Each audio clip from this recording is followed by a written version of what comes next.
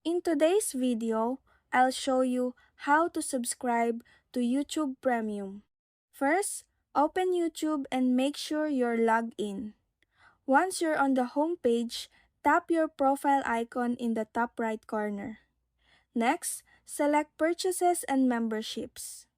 You'll see YouTube Premium and YouTube Music listed there. Tap Learn More under YouTube Premium. From here, you may see an option to try it free for 1 month. Tap Try 1 month to continue. After that, choose the plan you want.